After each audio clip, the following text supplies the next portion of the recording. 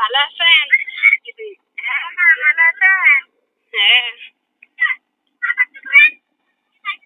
হ্যাঁ মা, বলেন। কি করেন? কিছু করি না, বসে আছি। বিয়ে হয়েছিল তো আপনার মেয়ের সাথে কথা হয়েছিল আমার। কবে? ওই 3-4 দিন হইতাছে। হ্যাঁ, ভালো আছি। তুই কই যাচ্ছিস? শ্বশুর বাড়ি? না, আসেনি তোর মামারা।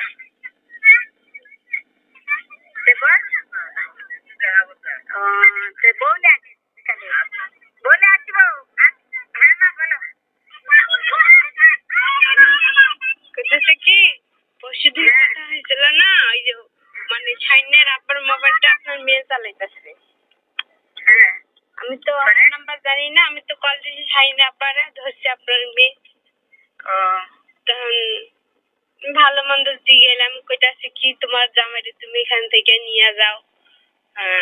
ও তো আমারও নিয়ে খাইবো না, ও নেশারটা এরকম, হয়তো আমার অন্য মেয়ের কাছে যাইবো না, তার কোনো গ্যারান্টি নাই। আজ হলো তোমার কাছে যাইবো, হ্যাঁ কাল হলেও যাইবো, কিন্তু আমার জীবনটা শেষ করে দিতেছে। যা দিছে দিছে, আজ ধরে দেয় না। আমি যামু কই, কইরা খামু কই, আমার তো এখানে থাকতেই হইব, খাইতে হইব। তুমি এখান থেকে আরে নিয়ে যাও। আমি তো আমি এখান থেকে কিভাবে আনবো কোন তো? আর নিয়ে আসলাম, মনে করে 10 দিন থাকলো, 5 দিন থাকলো আমার কাছে। থাকার পরে তো হয়তো মেয়ে মানুষ হয়, তা আটকায় ধরে রাখবো। আবার যদি যায়, আপনার মেয়ে যদি আবার কয় আমি অমুক জায়গায় আসি, তুই আয়, আবার তো গেল। ওটা ওকে বলা লাগতো। যখন আমি যে লিয়ে আসবো, তো তুমি ঠিকানা দিলে আবার তোমার কাছে। আর ঠিকানা যদি তুমি না দাও, তাহলে তো আর যাবে না। তো এটা আমি কইতাছি, সব একটা মেয়ে মানুষের পায়ে ধরে রাখে, ওই পাইব বাইট করে দিবেন। ওই যে ইচ্ছা করে ছাড়তাম, যদি ছাড়ি দিবার ইচ্ছা থাকে, তাহলে তো ওই তো ছাড়ি দিবার পাশা পায়ে অন্য জায়গায় ঘুম করে থাকলে তো ওই তো চলে এসেছে। না না না না, এটা ভুল কইলাম। ওই তো গুম হয়ে আসছিল। আর যে বাড়ির থেকে যায় না, গুম হয়ে আসছিল।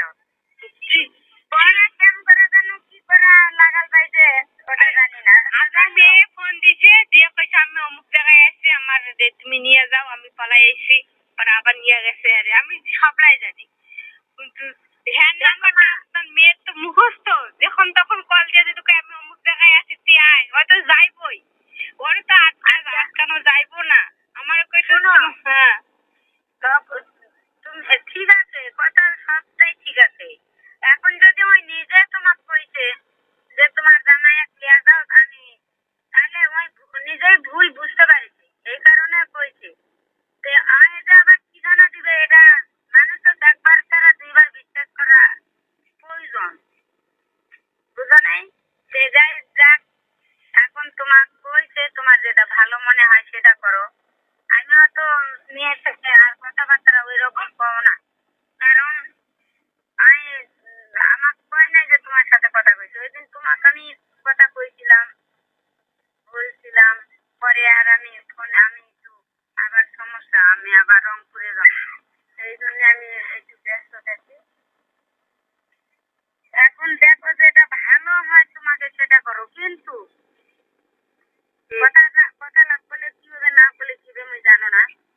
থাকতাম তো একদিন না তো একদিন যাবে, যেহেতু আর 2-3টা বউ, ওর কোনো গ্যারান্টি নাই। যে যাক মা, আমার মেয়ের যেভাবে হোক, আমার মেয়ের জীবন মিঠুন আর থাকতামই নষ্ট করছি। কারণ শোনো, পুরা দোষ মিঠুনের। মিঠুন না লিটন? মিঠুন মিঠুন মিঠুন না লিটন? আপনার জামার নাম তো লিটন। ওই তো মিঠুনের কথাই কয়েছো। হ্যাঁ, পুরা জীবনটাই ওই নষ্ট করেছে। কেমন করে জানো? কেমন করে? এখনো নষ্ট করতেই আছে। কেমন করে আমি তোমাকে বুঝাচ্ছি। তোমার তো ভালো সম্পর্ক আছে মিঠুনের সাথে। যেহেতু ওর খাতাম কেমন যেন ভাই হয়, মামাতো ভাই, ফুফাতো ভাই নিজের। তাহলে ওরা খাতামের ব্যাপারে সবকিছুই জানে। খাতামের ওর টাকা আগাল পর্যন্ত সবটা জানে নিটুন। সে সত্ত্বে নিটুন কেমন করে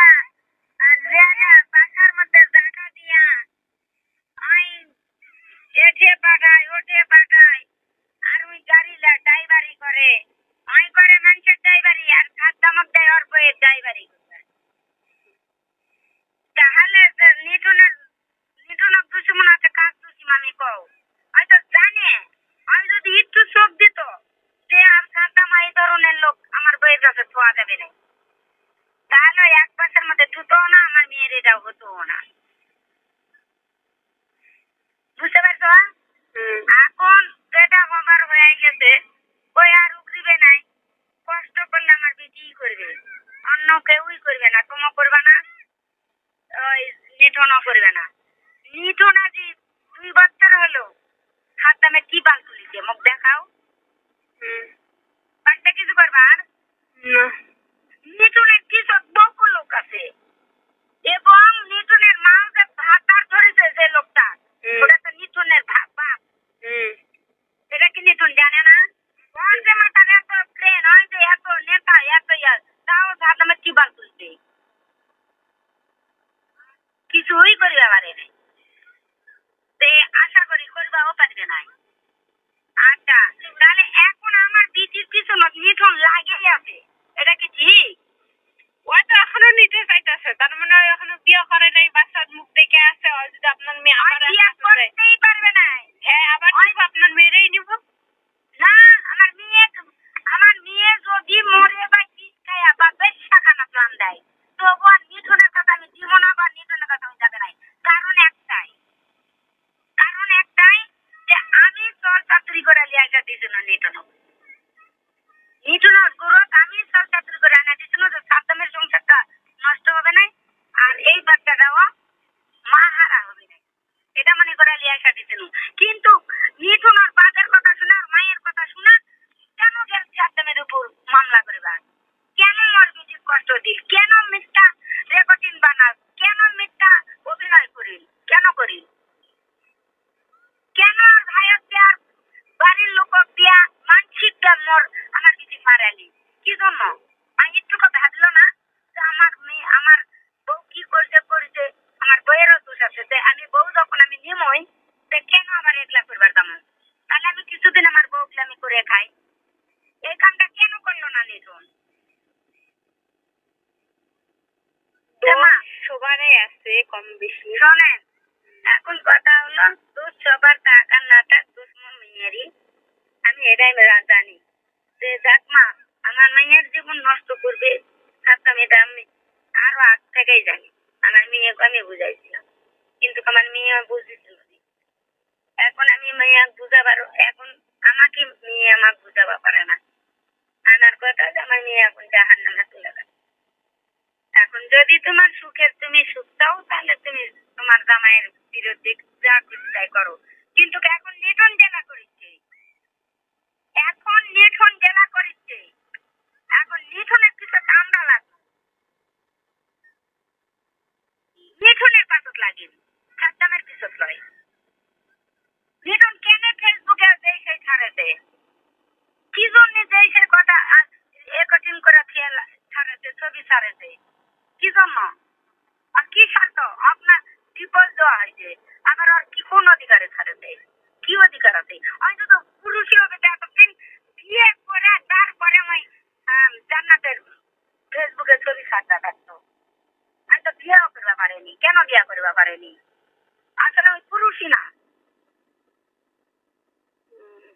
ওই পুরুষ হয় বাদে খাদ্য মুখ লেখা পিঠির সাথে লাগা দিয়া ওই টাকা খাইছে। এখন টাকা খাইছে না কি খাইছে আমি জানি না, কিন্তু আপনার মেয়ে আমার যে শিখাই দিল, বলে তুমি বাড়িতে যা, তোমার শ্বশুর শাশুড়িদের চাপ দিলে আপনি যাইবো। কত চাপ দিছি, কত ঝগড়া কাজে করছি, তারপরেও আসে নাই। বেকার। আমি কিন্তু গেছিলাম পরশুদিন আবার আমার শ্বশুর বাড়িতে। আমি ছাড়তাম, গানিও কইছো যে বাবা দেখো চিন্তা ভাবনা করা, দেখা তোমার, আমি জানি যে বিয়াটি বউ ছাড়া আরো কোনোদিন সুখ হয় না, বিয়াটি স্বামী ছাড়াও সুখ হয় না। যে বাবা দেখো তুমি সিদ্ধান্ত পাল্টে ফেলাও, আমার নিয়তি আস্তে আস্তে যারা কোনো সমস্যা নেই, তুমি তোমার বাবা মার আছে, তোমার বউ বাচ্চা আছে, চলে যাও, সময় আছে এখনো, চলে যাও। আমার মেয়েরও সময়টা আছে। তুমি যদি এই মুহূর্তে চলে যাও, তাহলে আমার মেয়ে কিছু করতে পারবে, কারণ তুমি কাছে থাকলে কিছুই করতে পারবে না। না, এখন সাদ্দাম যে কি বুঝেছে, আর তুমি যে কি বুঝেছো, সাদ্দামের বাপ মাই যে কি বুঝেছে। এবার কি কয়, তখন কি কইতেছে সাদ্দাম? হ্যাঁ, কি কইতাছে? কি কইতেছে? আপনি দেখি কইছে না? হ্যাঁ কি কইছে? হ্যাঁ কে কিছুই করে না। সেই দিন টাকার আমার ফোনে দেয় না। সাদ্দাম আমাকে আর ফোন দেয় না। তো কবে কথা হয়েছিল? এই মনে হয় কথা হয়েছিল। আর তোমার সাথে কথা কর দিন পর পর। কিন্তু তোমার যদি নিটনের সাথে দেখা হয়, মিঠুনের সাথে কেমনে দেখা হয় বাবা? আমি নিটনের নাম্বার খুঁজেছি। আমি ফোনে আগে যোগাযোগ করে দেখবো। দেখা যদি নিটন না ইয়া হয়, নিটনের উপরে আমার যেটা করবার কর্তব্য, যেভাবে আমি মেয়ে এলিয়ে আসছিল সেইভাবেই আবার নিটনও যা করা লাগে আমি করি। না কইরা মিঠুনের কাছে আপনার মাইয়ের দেন বুঝাই শুধু, আবার কি কয়? না না না দিব না। আমার মেয়ে বিষ খেয়ে মারা গেলাম, তাও নিটনের হাতে আর দিব না। দেখো বাচ্চাটা ইতিম করেন না, যা হইতে হইতে বাচ্চা ইতিম কেন? বাচ্চা মানুষ হয়ে গেছে, ও বাচ্চার ইতিম হয় না কোনোদিন না। যদি মরে যেত, তুমি এটা কোন সুপারিশ করো? না বড় হইলে তো তখন বুঝবো তোর মা তো বাঁচি আছে রে, তোর মা তো অমুক জায়গায় আছে, হ্যাঁ আছে। বুঝুক, তখন সিদ্ধান্ত কি করবে সেটা ওদের ব্যাপার। তখন শোনো, ছেলে তো মার কাছে যাইবই খুঁজে খুঁজে হইলো। আমি কারণ আমার মেয়ে আর বাড়ির এমন কোন লোক বাদ নাই যে আমার মেয়ে মারে নেই। জীবন খোলা রেস যে ব্যক্তি স্বামীর সামনে মানুষ মারতে পারে, সেটা স্বামী কয়ে নাকি? আমি যদি একটা কথা কত হচ্ছি যে আমার বউ আমি কি হয়েছে আমি লেয়া করে রাখবো, আমার বাচ্চার মুখে টিকটাক আমার নিয়ে বউ আমি নেব, খাদ্যমের উপর প্রতিশোধ নিলাম পরে নি।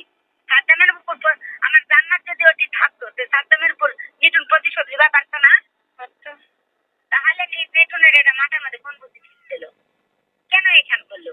নিটুন আমি ঠাকুর মামলা করবার আছে তখন আমি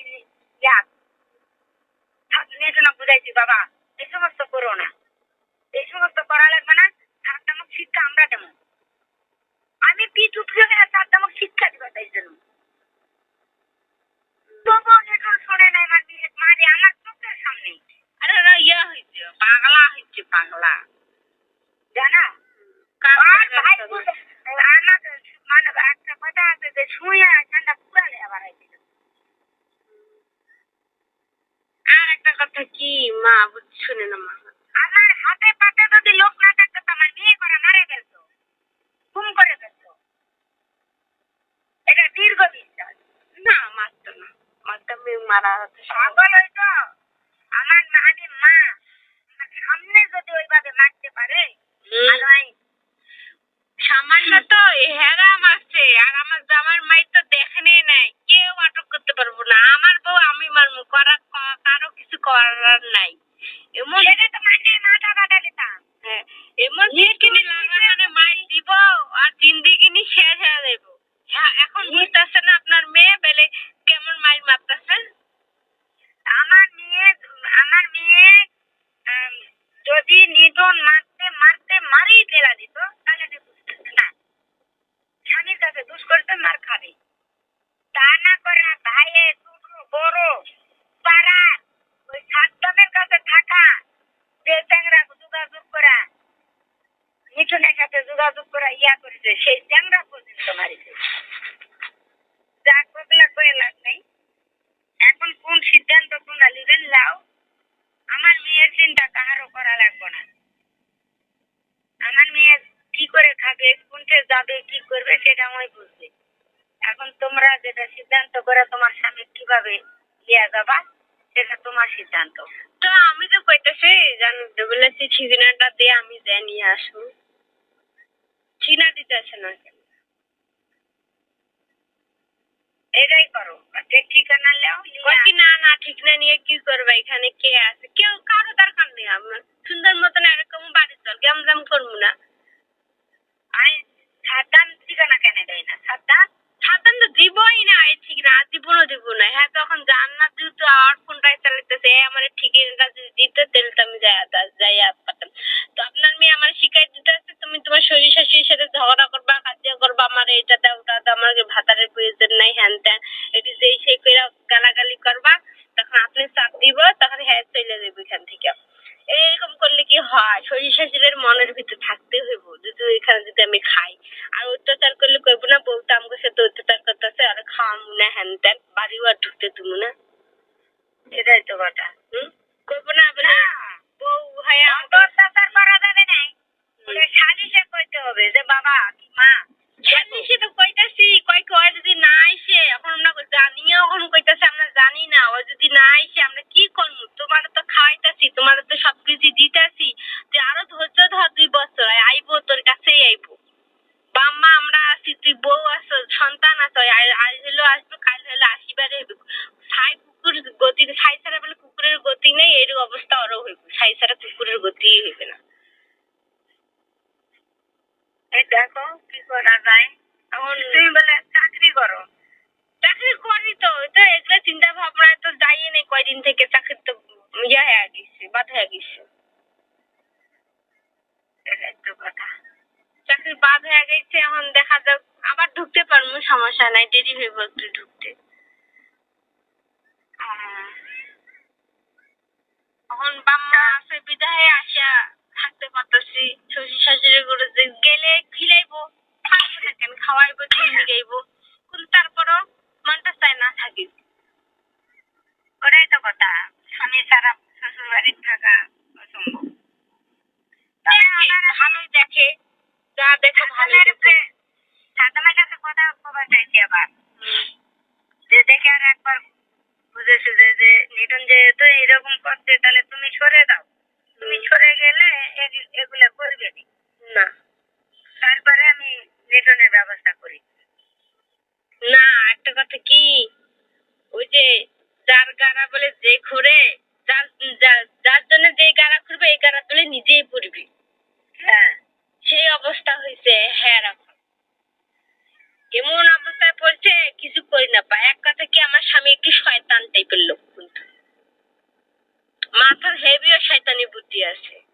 হ্যাঁ আর কথাটা আর যখনই মেয়ে পটা না যখনই এই ইয়া করা শুনছি তখনই আমি জানি যে এই চ্যাংড়া মাথার শয়তানি বুদ্ধিটা বেশি, ভালো বুদ্ধিটা কম। ভালো বুদ্ধিটা নেই। সাদ্দাম এখনো পাপকে ভয় করে না, মানুষ পাপকে পাপ করে না, অনেক পাপ ভয় করে না, যার জন্য আমি এত কিছু করেছি। যেদিন টাকার ভিতরে পাপের ভয় ঢুকছে সেদিন টাকা আমায় শিক্ষা হবে, তখন একটু শাস্তি দিতেই হইব। আপনার মেয়ের সাথে তো সিনেমিনি খেলছে হ্যাঁ শাস্তি দিবেন না কেলিগা সেটা তো না অত শাস্তি আমি এখনো চাই তখনও চাই, কিন্তু আগে নিধনের ব্যবস্থা করা তারপর নিধন আমার মেয়ের জীবন নষ্ট করে হ্যাঁ শাস্তি পাওয়ারের দরকার আছে আপনি জানেন না হ্যাঁ কত মেয়ের জীবন নষ্ট করবো এরকম করে স্বামী হয়েছে কি হল এগুলি তো পাপ কামাই করতেছে এগুলি এগুলি সব অভিশাপ লাগিবার বাম্মার উপর লাগবেই।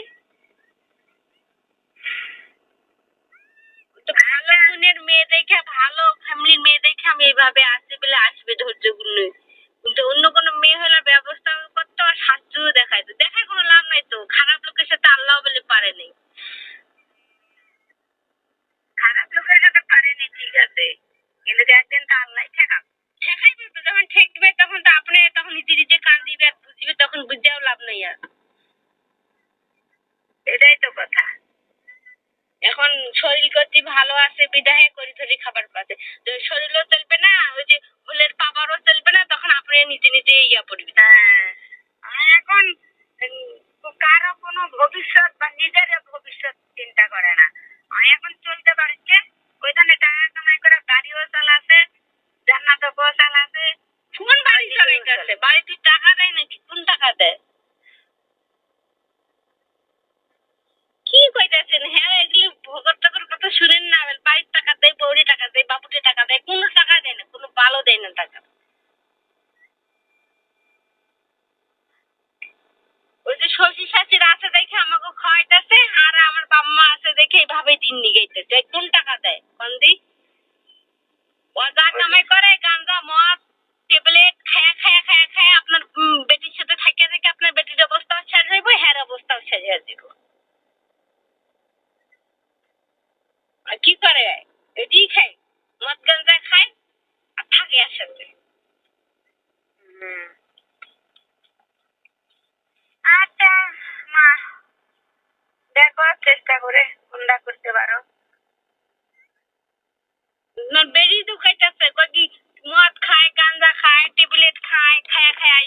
আমার সাথে প্রতিদিন লাগাই দেয় যুদ্ধ থাকে। কই কি তুই থাকিস কেন? তোর অবস্থা কেমন হবে? একটা মেয়ে মাসে তুই কম খাতি হয়ে যায় একটা ছেলে মাসের সাথে থাকলে। ওই তো উপর পাতাল থাকিবে, নিজের বউ হইলে না বুঝিবে এটা তো পরার বউ। ওর সাথে আমি 2 দিনকার সংসার করে যাচ্ছ, ইচ্ছা মতন খাইবি।